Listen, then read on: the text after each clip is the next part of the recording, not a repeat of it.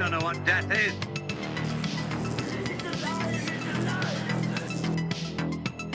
What's up, everybody? It's bshowbrian. I'm really bad at rolling my R's.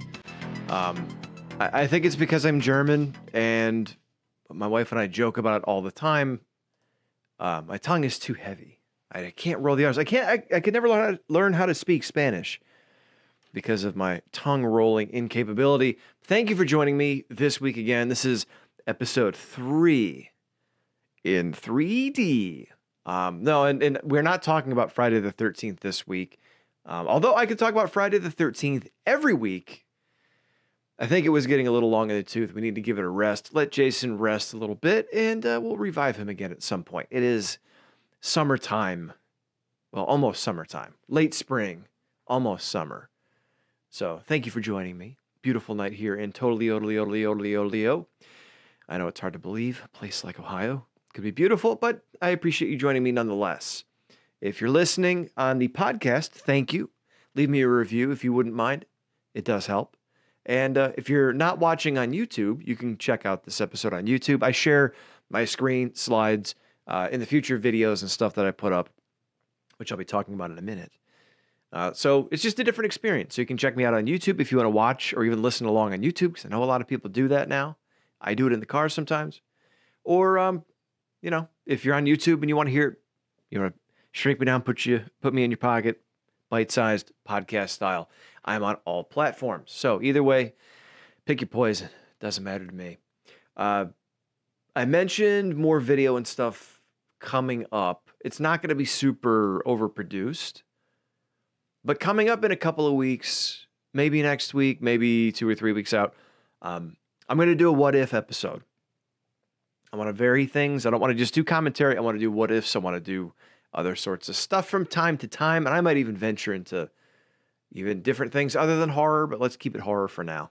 Let's keep it horror between friends, right? So I will be mixing it up a little bit coming up. And, cover a little bit of news, cover a little bit of commentary, do some what-ifs. And around we go in this carousel called podcasting. But tonight I wanted to talk about a franchise I'm not really that familiar with as far as, chapter and verse. It is a franchise with a release that came out last weekend, I believe it was, and is doing phenomenal. It's doing amazing. And it's weird because it's a franchise that I always forget about. I don't know if it's because it doesn't have its own icon like Ghostface or Leatherface or Michael Myers or Jason Voorhees or Freddy Krueger or It the Clown. I've got to start including him on that echelon. But I don't know if it's that or if it just wasn't on my radar. But the franchise I'm talking about is Final Destination. Final Destination came out in 2000. It has had, up until last weekend, 5 sequels. Now a 6th one, Final Destination Bloodlines, is doing extremely well. And not only as far as box office, but reviews as well. Everyone I know that's talking about this movie who's seen it has said it's pretty good. Maybe not amazing, but pretty good. And it was interesting to me because Final Destination was like one of those franchises that I looked at because I saw the first and maybe the second one, because I do remember that log scene with the truck. And I think that's part 2. But I remember seeing those movies about, I don't know, not too long after they came out. But I'll be honest, let me take you back to 2000. Let's rewind. Ace Ventura style, right? As my creaky fucking chair makes noise. Time for a new one, I say. Back in 2000, I was knee deep in reviewing the classics, right? Because, I'd watched when I was about 10. I've talked about this on Spitball Media before, which you can find me Thursday nights, 8:30 Eastern on YouTube. But I've talked about this before where I found horror movies around age, 10? I'd seen a couple when I was little and they scared the shit out of me. And then I saw Friday the 13th Part 5 when I was 10. No, 6. I'm sorry. I was 6 or 7. 1994, I was 6. And it scared the shit out of me. And I kind of put it off for a while. And when I was a kid, after seeing part 5, I was so afraid to see like that mask. It scared the shit out of me. That I would like run past the horror section, which is ironic. It's so ironic because like now I wish I could go down to my local video store. I guess we do with Netflix and with Paramount and all this stuff, but I digress. Just irony in the sense that, you know, little B show would be running past the horror movie aisle and not want to see what's there, when now I would love to go back. Just smiling thinking about it. But when I was in 5th or 6th grade, a friend of mine was talking up Halloween. And it was in like 1998. His brother had just gone and seen Halloween H2O.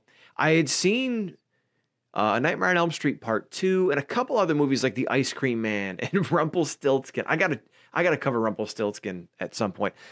Nobody talks about that fucking movie. And there's good reason, but no one talks about that movie. And that was one of those seminal like horror comedies that kind of broke the ice for me. And it got me ready to see Halloween H2O and then the original Halloween and Halloween 2, not in that order, obviously.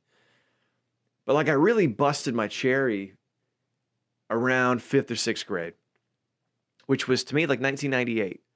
And then from like 1998 through like 2005, I just was watching as much horror as I could. And a lot of it was, you know, the classic franchises. I didn't have a lot of extra scratch to go to the movies. Like that was one thing. We were comfortable. We grew up in like a comfortable middle class neighborhood. But my parents weren't always like, anything you want, go have it, you know? It wasn't like a Roy Orbison, anything at all, you got it. No, it was basically, you know, special occasions, treats to get out of the house during the summertime. And a lot of times it wasn't like, yeah, I'm going to go take you to see the horror movie you want to see. It was like, we're going to go with your brother to see the latest Disney movie, or the family wants to go watch Rush Hour, which I was thankful for. But I had to find horror movies on my own. And my parents did not like that shit at all. My dad liked to have fun. My dad loved Halloween time. And my dad was okay to watch scary movies in the season, like in the tradition, if they were on. But they were not movies that like he and my mom wanted us watching growing up. It was pretty Squaresville, as Shaggy and Scooby would say. So when I started watching all these movies, I think my parents got a little worried. You know, but I dove head first right in. And the hard thing for me was, between 98 and 2000, I watched all the classics, or as many as I could get my hands on, right? Best Buy knew me pretty well for coming in and buying DVDs when I had some scratch, or the local video store, Video Connection. That was our local spot. Family Video later on, but what was it? Hot Stop Video. That was like a rinky-dink one. It was like, yeah, anyway, I'm getting off topic here, talking Final Destination. But anyway, I binge watched all the classics from like 98 through 2000. And then during that time was also the time of the teen movies. So we were renting, like I Know What You Did Last Summer. We were renting Scream. We were renting all these movies, you know, modern ones.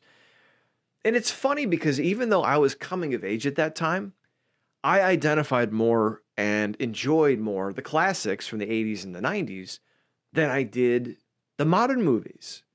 And I think it's because I saw where the modern movies were lifting the framework from the old classics and trying to put a new spin on it with like Dawson's Creek kids and shit like that. So to me, I was never like, I'll be honest, we all went through, me and my friends all went through like a pop phase. Like where we listen to like pop music and all this stuff as you're trying to figure out what your style is and what you like. I think a lot of people go through that. And then I ended up finding like alternative music and like classic rock, and ventured into metal a little bit, but like mostly what the 80s would consider heavy metal. Judas Priest and Iron Maiden and Ozzy Osbourne. Hard rock is what it's called now. But like I very firmly was entrenched, stuck, impacted in the 1980s, and I still kind of am. So as these new movies started coming out closer to 2000, I was watching them, but they never really hooked me and got into my being, I guess. That sounds really deep for talking about schlocky movies, but it is. I mean, when you get into something, it becomes a part of you.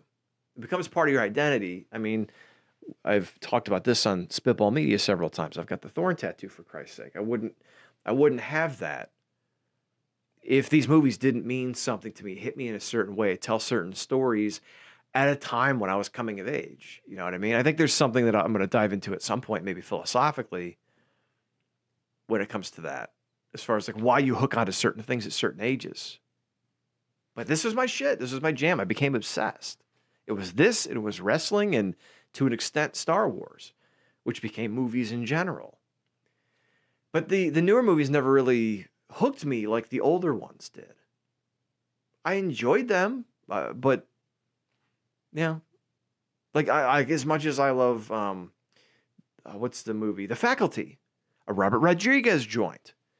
Kind of I keep doing the Randy Savage fingers. Yeah, a little bit of an unofficial remake. Yeah, of The Thing. Yeah. That movie's great. I think that movie's it has been underrated. It's starting to get some appreciation. There's a lot of movies that came out in that time frame that got bitch slapped because they happened to be teen movies, without realizing that a lot of these horror movies were always teen movies, at least the modern ones, the 70s, 80s, coming out of the exploitation films. But for some reason, movies like Final Destination, when I think of like really successful movies, when I think of huge franchises, I don't think of Final Destination. Modern ones, or at least postmodern, I would consider 2000s postmodern, because the modern boom, the modern golden age was like 1978 through 1987, potentially. And you had some good ones in the 60s and 70s, but, really the golden age, the explosion was a slasher era from like 80 to 8, I mean, I'd say fair enough, like 78, 80 through 1988 or 89. So that whole decade. So the postmodern, right after the boom, these other movies never really stuck with me. I'll try not to repeat that 7 or 8 more times because I want to get on with my point here. But it's fascinating to me when I think of 2000s movies, and maybe it's because of where they sit, right? So in 2000, you had Final Destination and some other movies that we'll get to, because I wanted to compare like some of the movies that came out in that time frame and why I don't think of these movies, why I overlook them in terms of early 2000s to mid 2000s movies. And I think it's because of the climate at the time. We went from like the very, remakey, teen movie heavy slasher era into movies like this, and then full blast into Saw and Hostel post 9/11. And I think that's the key, at least for me. But I was looking, and again, being curious, because these movies don't land with me in terms of thinking of the best movies of the 2000s. But I went to Rotten Tomatoes and I pulled up the tomato meter rankings for all of the Final Destination movies. Number 1, which this is fantastic, Final Destination Bloodlines. That's a new one that just came out last weekend.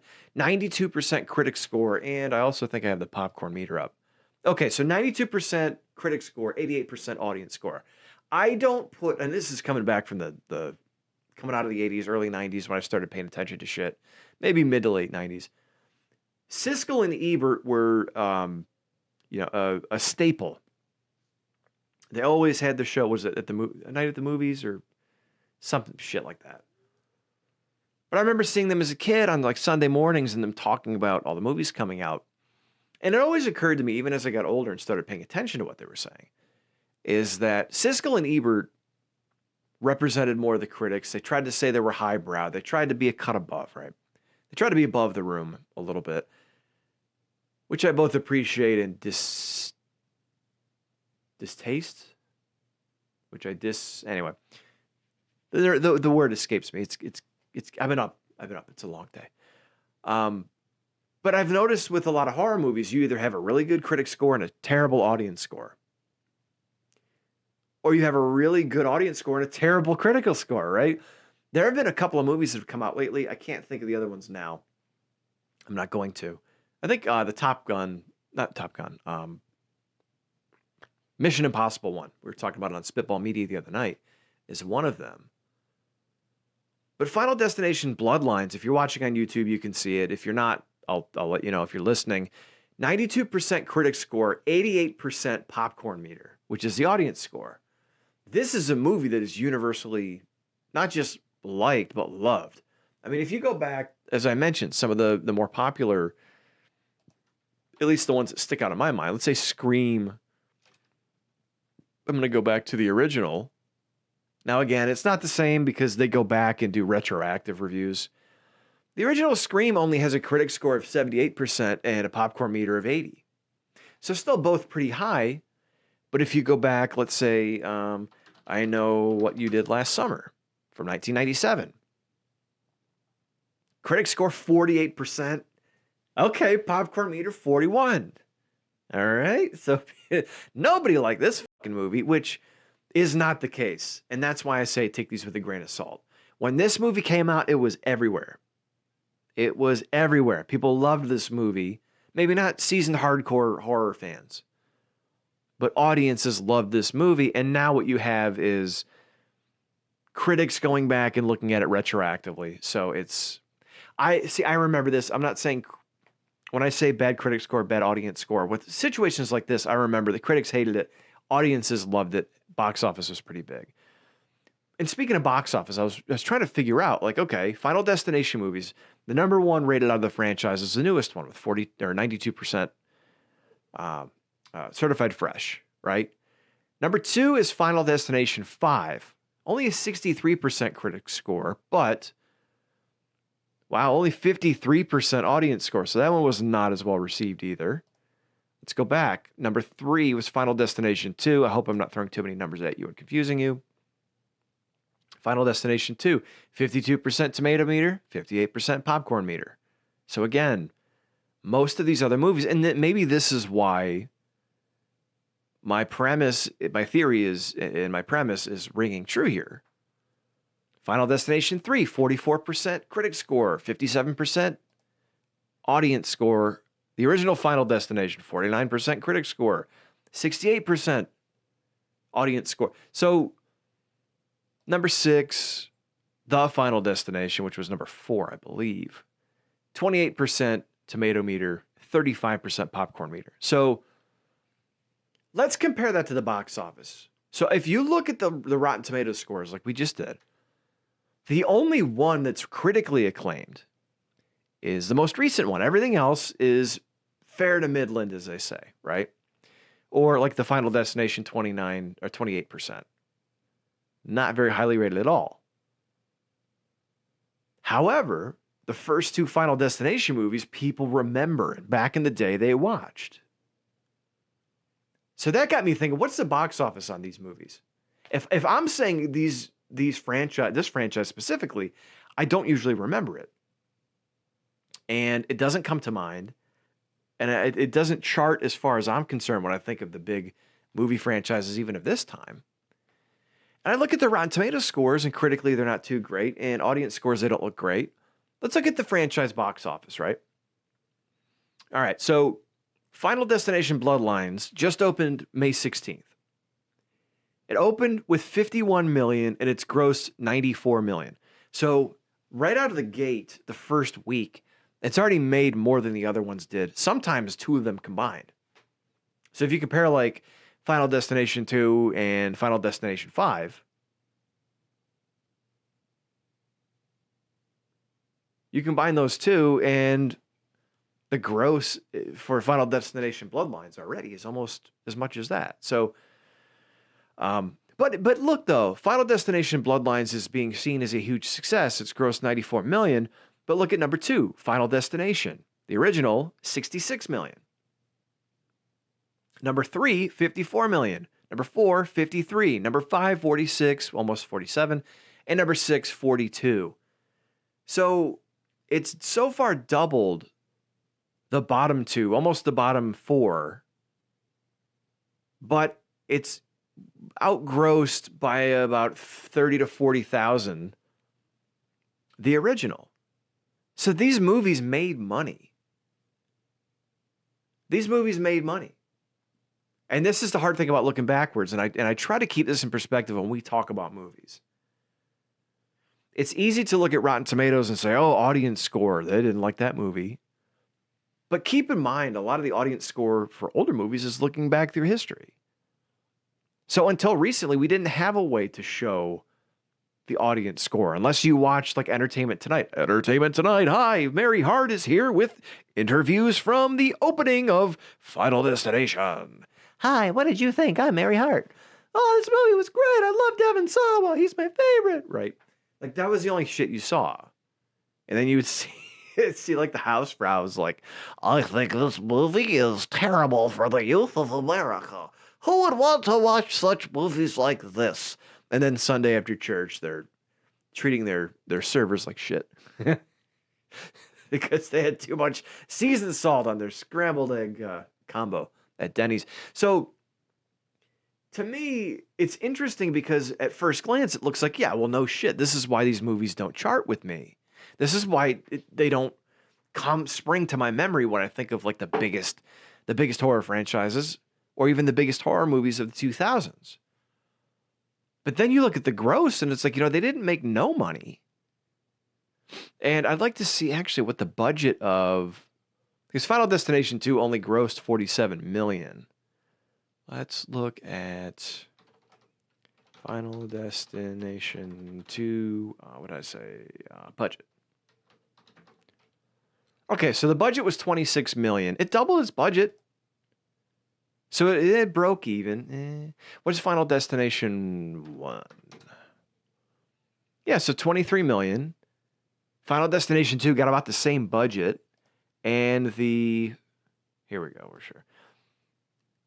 Yeah, so the Final Destination made about $40 million. Final Destination 2 made about $20 million. So that's, not terrible. We've seen movie franchises canceled for less. But it's funny because, again, it's just not what I think of.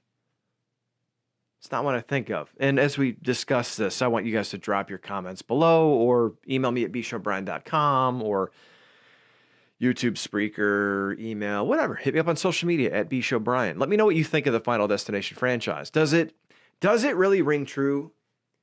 And I was thinking about why it doesn't with me. And I think it's the gimmick, right? Because almost like wrestling. Okay, and I know I talk about wrestling a lot on my social media, my channels, because I grew up with it. I mean, it was huge. There's two different schools of wrestling, and they're playing out right now with WWE as like the major league of wrestling, and then AEW is number 2, nipping on their heels, trying to be competitive. WWE is selling entertainment. It's wrestling, but it's more than just wrestling. AEW is selling wrestling as an entertainment package. You know what I mean? It's like the wrestling's first, the entertainment second. The entertainment is clearly second if you watch some of their shows. I digress. But in that sense, they focus on the actual moves in the matches because it's run by a hardcore fan. Whereas WWE is about moments and emotion and reasons behind what's done, right? And even legitimate sports understands this. If you watch Major League Baseball, or if you watch the NBA, if you watch the NFL, they designate like franchise players.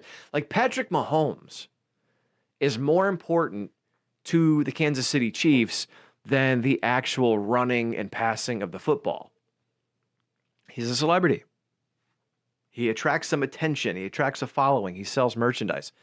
That's the important part. The football is important, but him being a star is driving that engine, right? That financial engine. So much in the way that people connect with characters like Freddy Krueger or Leatherface or even Madman Mars. I know I've met a lot of horror movie fans that dig that movie.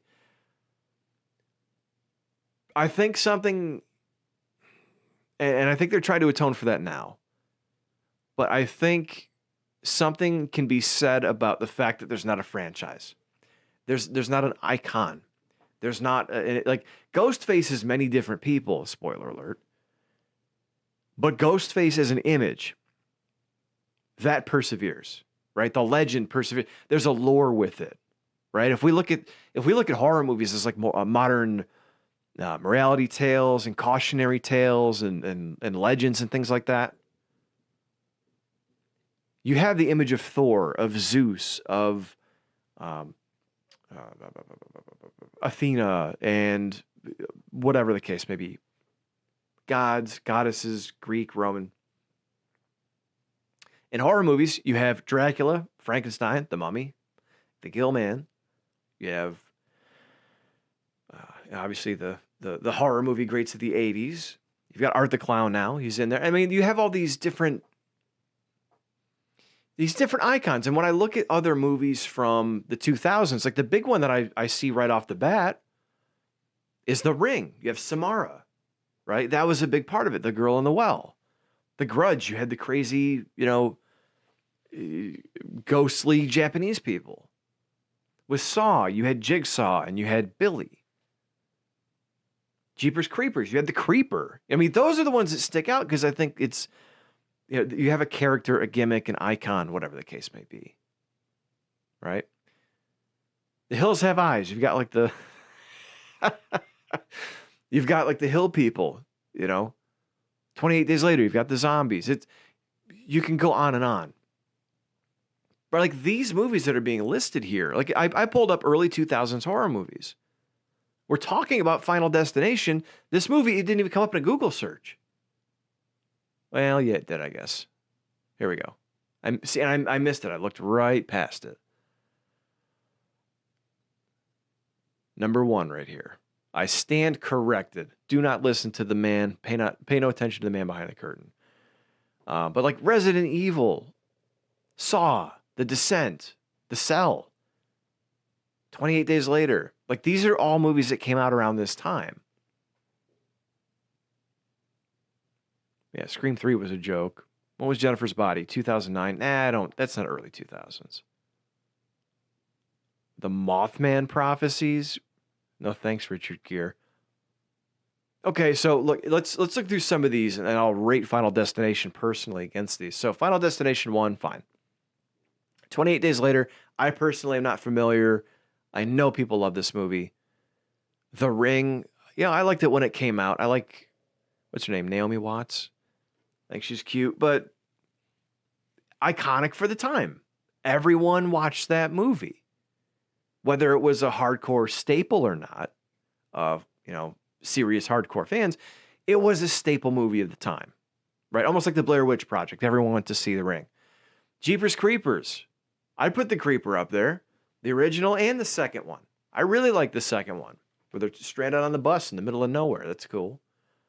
Reminds me a lot of Tremors. American Psycho. Again, I'm not super familiar with American Psycho. I know the lore and I know some of the synopsis, but again, an iconic movie of the time.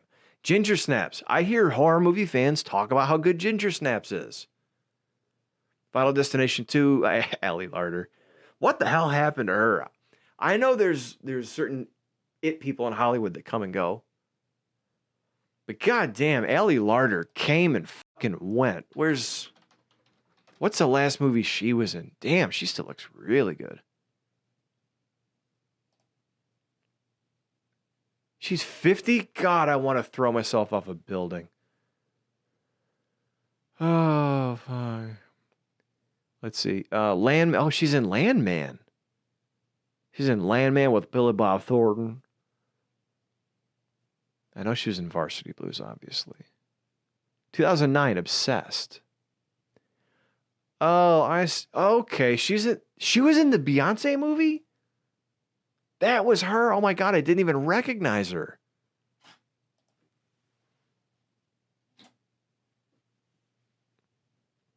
That is crazy. Idris Elba. Okay, well, I stand corrected. Good for you, Allie Larder. I had no idea. I didn't think she'd done anything since like Final Destination 2 or 3. Like that's it. But no, she's been doing some stuff. Okay. All right. Well, good for you, Allie Larder. But like I know you personally. Jesus fucking Christ. I've got to edit out lots of fucks. Oh, by the way, if you think it's cornball that I edit fucks out of the podcast, I'm just trying to help my numbers on YouTube. That's all.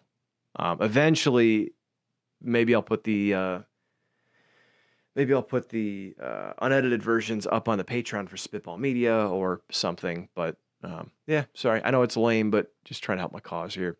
But yeah, The Grudge, The Saw, The Scent. The Scent. What's The Scent about? Some fucking trailer creature who you can smell from the main road? Yeah, The Strangers. The Strangers came out in what, 05? Oh wait, I wouldn't consider that early 2000s. Google. Resident Evil, Hostel. That's 05. See, okay. And I've come to something here that I think maybe why, in terms of these types of movies, why this gets overlooked by me and by others. Because I know a lot of other people, when this came out, they were like, Final Destination, really? In 2025? You had the teen craze of the 1990s that was really kicked off by Scream, right? And then you had all these Scream clones, like I Know What You Did Last Summer, Urban Legend, which I think the concept's cool. I think some of the stories kind of whack. Plus, Robert Englund has a cool role in that as a professor, and it's nice to see him outside of the makeup at that point. But I think what you saw, and this is maybe why I overlook it or other people do, is you had all these movies coming out. Slashers and remakes yet, but slashers and sequels and Scream clones and all this stuff, teen movies. And then that craze started to die out. And then you kind of had the Japanese knockoffs like The Grudge and The Ring and those kinds of movies, right? And then Final Destination comes out. Because, what was The Ring? 2002?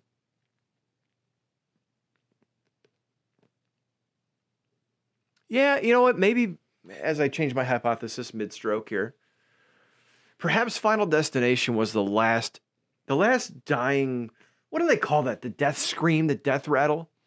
Final Destination might have been the death rattle for the late 90s teen slasher craze, even though it wasn't a slasher. Right? Because like Jeepers Creepers was 2001. Like those were like the last of that era. And my thought is Jeepers Creepers has the iconic character. I'll do an episode on that one too, because that's based on a true crime case from not too far from me. Inspired by. Just thinking about it, talking through these and looking through the chronology and the other movies that came around during the times. I think movies like Final Destination and Jeepers Creepers, and even The Hills Have Eyes to an extent, the horror genre goes through phases. We had gone through the teen phase. These movies were still teen movies, but they weren't. Then you had movies like The Ring and, what was it? What's the other one? The Grudge. Okay, so you had those kind of movies. But you also had the Gulf War happen. You had 9/11 happen in 2001, 2002, 2003. And that shifted horror movies again, where horror movies went from the teen craze, you could go out with a girlfriend and see these movies on a Friday or Saturday, to these movies are kind of gross.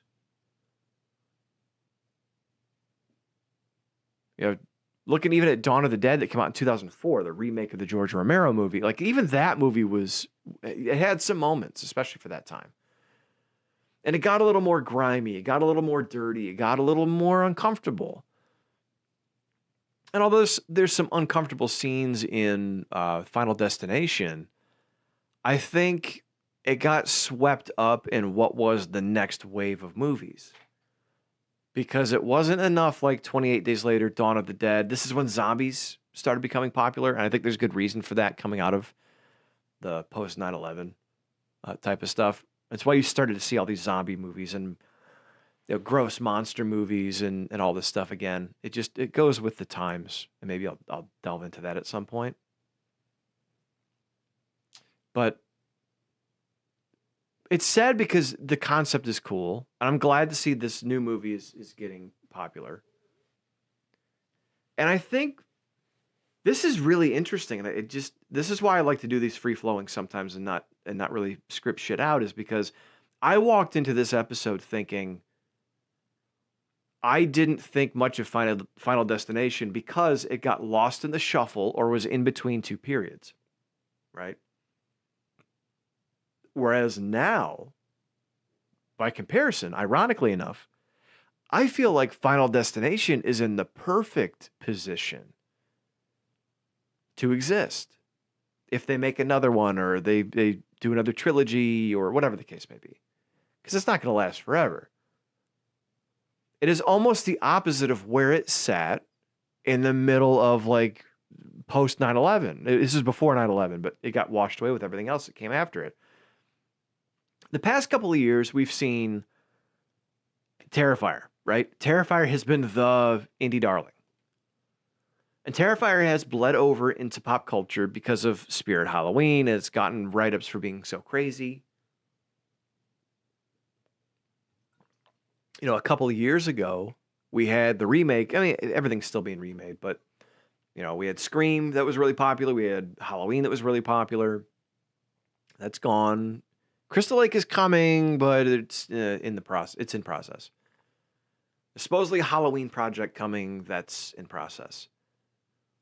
Final Destination is sitting alone in terms of, I think the general public is not going to latch onto Art the Clown like they latched onto or recognized Michael Myers, Jason, Freddy Krueger, Ghostface, because Art's hyper-violent. And I think going into the fourth movie, as much as I like some of the people involved, I think it's run out of gas. I think it's jumped the shark a little bit with the last movie. I think you have another year or two, or maybe even 3 before any of the Halloween stuff comes out. Jason's just maybe starting to get rolling, and they can't seem to get out of the stumbling blocks, even though they're starting production. There's been some pictures leaked. I don't want to dive into Jason too much this week. But yeah, I think this is a perfect opportunity for them because things were hyper-violent with Art the Clown and Terrifier, and there's other movies coming out that have been very gory, starting to lean toward more gore. But at the same time, we're starting to see more movies like Hard Eyes come out that are a little bit more comedic. And if they're violent, they have some comic relief with them. And I'm starting to see this softening. And I'm starting to see kids, my daughter's age, who are starting to watch horror movies. And they like movies like Scream and Hard Eyes and Thanksgiving and stuff like that. So they like the more, not quite PG-13, but on that line. They don't like them to be super violent. And I think Final Destination is hitting that sweet spot where I think the horror zeitgeist is a little oversaturated with, we've seen zombies, we've seen Art the Clown, we've seen gross shit, and that'll continue. But if this hits at the right time and they get another couple movies out of this, they could be set up in the prime position to be like the next craze. Although I'm not super confident that'll happen. It's just interesting. I'm looking at the pattern of where it's fallen. And unless something else comes out that completely takes, the genre away from where it's at right now, great position to be in. So I wish them a lot of luck. I think it's a fresh concept. We've seen slashers and icons and all this stuff. It's nice to see, the fate that you can't escape. And they're giving it some lore and some backstory. So hopefully they're doing right by not having identifiable lore, having it just being a force of nature, and giving it something to maybe sink your teeth into a little bit more. So, yeah, I hope it does well. Following up, I do want to pull this up. Following up on last week's story. If you're watching on YouTube, I'm going to pull up my Twitter feed real quick. My Twitter feed. Let's see. Where did it go? Oh, this isn't me. This is Spitball Media. Sorry about that, guys. All right. So, the producer of the Crystal Lake series posted this picture. And it's not letting me zoom. this picture from the set of Crystal Lake. I'm going to... it's not going to let me zoom in. No, but it's not going to let me zoom. Anyway, this picture, you can't really see it. Maybe you can if you're on YouTube. It says Pam living area written on the studs above the doorway. And you see this like brown... you see this brown wood paneling, which reminds me of better times. Tacky decor and design styles. And in fact, oh yeah, so we're getting our first glimpse that Crystal Lake, it's on its way. Looks like that's either Pamela's living quarters in a cabin. I would say, if you're saying living room, it's probably a house. But where is it? There was another one. Oh, man. John sent me something I wanted to post. There's a guy on Instagram. This is what it reminded me of. When people talk about the 80s, this is what I think of here, and I'll show you guys on while we're here. This guy's got his whole den set up, almost like an 80s. 80s. Look, see, there's the wood paneling I was talking about. Old shelves, old concession signs. This is what I want for my office. I just don't have the scratches. Pee-wee. Oh, one thing I want to talk about too is the Pee-wee doc, maybe on Spitball Media Thursday. Maybe I'll do a bonus show for Spitball Media. But yeah, so this to me is what the 80s and even the 90s, because I lived in, again, Ohio. We're a little behind the times. But this reminds me of many basements and living rooms that I spent time in. So if Crystal Lake takes place in the 80s or the 70s, I do hope it looks like that. Yeah, I think that about does it this week. Again, I planned on doing the Rob Zombie Wizard of Oz episode, and I just couldn't do it tonight. It wasn't going to work out, so I wanted to talk about Final Destination, and I want to find out what you guys think about that too, because I feel like I've kind of got it here, my understanding of why it's hitting now and why it didn't really stick with me back in the day. And hopefully I was able to crystallize that, because I think I'm onto something. It feels like it wasn't the right time. Feels like it was a little too late in the teen movie saga for Final Destination back in the day. But now with people tiring, I think, of the ultra-violent stuff, this is a little bit more palatable. Even if this is violent, I'm saying it's not gore for the sake of gore. It's a story. It's fate. It's this, it's that. It's not the same as a splatter movie, from what I've heard. Excuse me. And maybe the time is right for that. Maybe the time is right for that. You know, things come and go. But speaking of coming and going, I'm going to get the hell out of here. I'm bshowbrian. Like I said, leave a review, subscribe, hit the notification bell, do whatever it is where you prefer to watch this or listen. It does help me out. I'll be back next week. Hopefully it'll be the what if with the, basically, yeah, here, if you're watching on YouTube. I did the, I posted on my social media a little preview. It's basically just the same meme that people make, but I added some style to it as kind of a preview for what I want to tackle.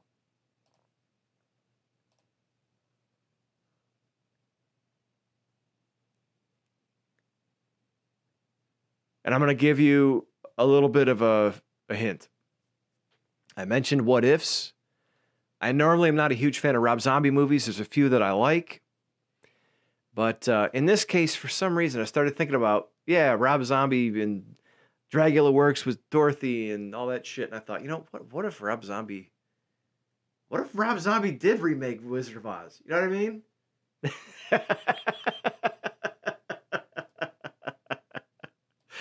I think that would be fantastic. I think that's the one Rob Zombie movie I would actually go out to the theaters to see, just because it's so bonkers. But I'm bshowbrian. I'll see you guys later. Thanks for checking this out. This is B Show Podcast. Like, subscribe, and I'll see you or talk to you